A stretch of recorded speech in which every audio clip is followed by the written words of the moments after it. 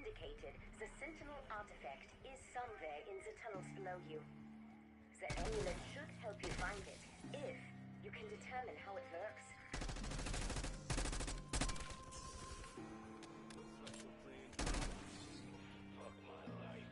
Well, that's progress for you.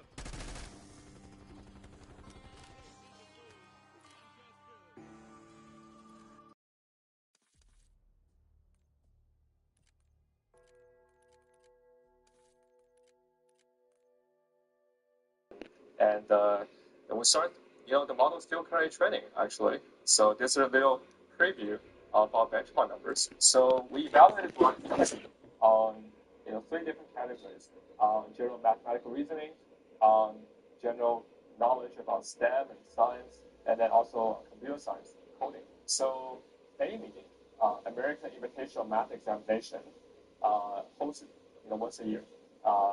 And if we evaluate the model performance, you can see that the Grok 3 across the board is in a league of its own.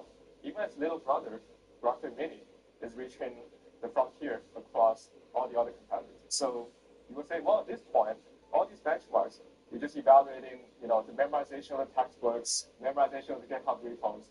How about the real-time usefulness? How about we actually use those models in our product? So what we did instead is we actually kicked off a blind test of our Grok 3 model, codenamed Chocolate. Pretty hot. Yeah, hot chocolate.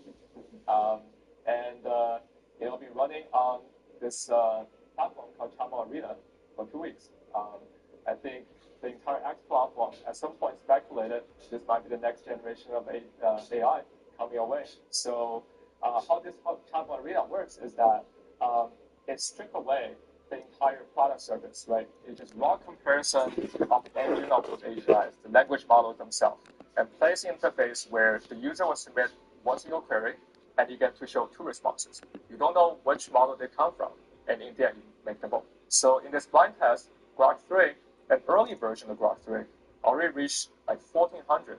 No other models have reached an ELO score, head-to-head comparison to all the other models at this score.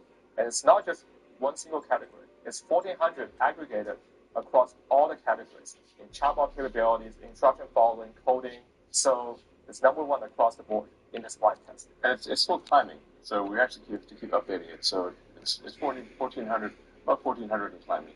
Yeah. In fact, we have a version of the model that we think is already much better than the one that we tested here. Yeah. We'll see how far it gets, but that's the one that we're working on. We're talking about today. Yeah, so actually one thing, if you're using Grok 3, I think you may notice improvements almost every day because we're continuously improving the model. So hopefully, even within 24 hours, you'll see improvements. Yep. So what we believe here at XAI, getting a best pre-training model is not enough. That's not enough to build the best AI. And the best AI need to think like a human. You need to contemplate about all the possible solutions, self-critique, verify all the solutions, backtrack, and also think from the first principle. That's a very important capability. So we believe that as we take the best pre-trained model and continue training it with reinforcement learning, it will elicit the additional reasoning capabilities that allows the model to become so much better and scale not just in the training time, but actually the test time as well. So we already found the model can be useful internally for our own engineering, saving hours of time, hundreds of hours of coding time. So people, you're power users of our graphic reasoning model. What are the use cases? Yeah, so like DiviXX has added advanced reasoning capabilities to Grok, and we've been testing that pretty heavily over the last few weeks. I wanted to give you a little bit of a taste of what it looks like when Grok is solving hard reasoning problems. So we've prepared 2 little problems for you. One comes from physics, and one is actually a game that Grok is going to write for us. So when it comes to the physics problem, what we want Grok to do is to plot a viable trajectory to do a transfer from Earth to Mars, and then at a later point in time, a transfer back from Mars to Earth. And that requires some physics that Grok will have to understand.